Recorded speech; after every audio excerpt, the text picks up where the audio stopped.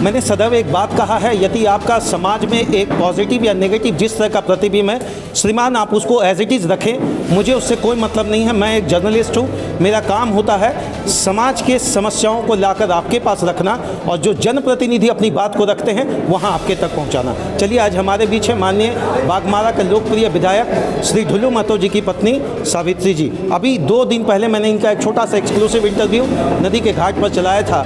आज पुनः इनसे मुलाकात हुई। पहले तो हम लोग अपने चैनल पे स्वागत करें। जी, बहुत बहुत धन्यवाद भैया आपके न्यूज़ चैनल को। अभी क्या कार्यक्रम 10 तारीख को आप लोगों ने सोचा है? जी, 10 तारीख को हमारे जो बाघमारा में एक हमारे अपने आवास चिटाही धाम में एक मंदिर बनाया गया है, प्रभु श्री राम जी का रामराज जी मंदिर, उसका वार्षिक महोत्सव है, जिसमें मैं यहाँ के नहीं पूरे कोयलांचल के तमाम जनताओं को मैं आग्रहपूर्वक कहना चाहती हूँ कि जिस तरह आप लोग जग में अपने अपने भागीदारी आके देते थे और पूजा में सम्मिलित होते थे, तो मुझे आप लोगों से विनती है कि इस पूजा में आप लोग भी सम्मिलित होकर इस पूजा को सफल कीजिए और प्रभु श्री राम जी से। मैडम, अभी एक चीज़ हम देख रहे हैं कंटिन्यू, आप सोशल मीडिया पर जहाँ भी जा रही हैं, चाहे वो कार्यक्रम कुछ भी हो, जिला प्रशासन पर आप तगड़ा भड़ास निकाल रही हैं, उसका बेसिक रीज़न क्या है? देखिए भैया, सबसे पहले तो मैं आपको याद दिलवाना चाहती हूँ कि पिछले 3 साल पहले भी आपने ही इंटरव्यू मेरा लिए थे, जिस दिन मेरे घर में यहाँ के जिला प्रशासन और हमारे क्षेत्र के सभी थाना प्रभारी किस तरह से मिल के हमारे घर में ऐसे घेरा डाले थे कि जिस तरह से कोई यहाँ जनप्रतिनिधि नहीं, कोई आतंकवादी रहते हैं, उनका परिवार रहता है, इतना उन लोगों ने प्रेशर डाला। और उस टाइम पूजा का समय था, जो बच्चे लोग भी घर पे थे, तो इस चीज़ का असर भी बच्चे लोग में हम लोगों पर बहुत असर पड़ा। इसलिए मैं यहाँ के जिला प्रशासन पे ये कहना चाहती हूँ कि जिस तरह इन्होंने कानून का उल्लंघन करते हुए हमारे परिवार को जिस तरह प्रताड़ित किए हैं, ये बहुत ही दुर्भाग्य की बात है। जैसे अपना परिवार यदि परेशानी में आता है तो हम लोग भी आते हैं, हम लोग भी आगे निकलते हैं। मुझे लगता है विधायक जी को हमें भी उनके बारे में कई एक बार ये रखा है। बहुत सारे लोग भी इस बात को आलोचना करते हैं कि आप उनके फेवर में चला रहे हैं। मेरा तो काम कभी फेवर का नहीं है। मैं एक बात आपसे जानना चाहता हूँ, उनकी अनुपस्थिति में जब लोग आते हैं तो अगर आप जिला प्रशासन से बात नहीं करेंगे तो उनकी समस्याओं को आप कैसे सलटेंगे?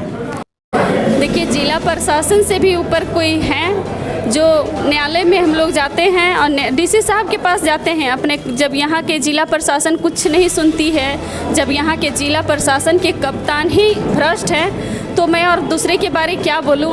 इसलिए मैं डीसी साहब से भी ये बहुत रिक्वेस्ट करती हूँ कि यहाँ के जनता के बारे में आप थोड़ा देखें और सोचें किस तरह से हमारे खास करके हमारे क्षेत्र में जो मजदूर लोग जो काम करते हैं, जो 300 जो मजदूर हमारे घर के बगल में दब के मर गए, उस बात को विधायक जी ने जब विधानसभा में उठाए तो इसी के आज परिणाम। ऐसा लगता है कि केवल माननीय विधायक जी के आसपास ही राजनीति घूमती रहती है झारखंड, क्योंकि इनकी लोकप्रियता यहाँ के जिला प्रशासन और यहाँ के राज्य सरकार ये जानती है कि इनकी लोकप्रियता को कैसे तोड़े।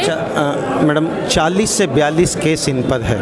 क्या हम सब केस को इस तरीके से देख सकते हैं कि जिला प्रशासन जानबूझकर इन पर केस किया, या कहीं लग रहा है कि आपस में भी कुछ गलतियां हुई? बिल्कुल, ये जिला प्रशासन और यहाँ की देखिए, ये 3 साल के अंदर एक जनप्रतिनिधि पर 15 केस हो जाते हैं, तो ये एक सोचने वाली बात है। इससे भी पहले हमारे धनबाद में एक जिला आई थी कोई एसपी साहिबा, उस टाइम भी वो 12 केस विधायक जी पर करवाए थे। इसका नतीजा क्या हुआ? ऐसा कोई केस नहीं है जो विधायक जी का खुद का कोई जगह जमीन के बारे में है।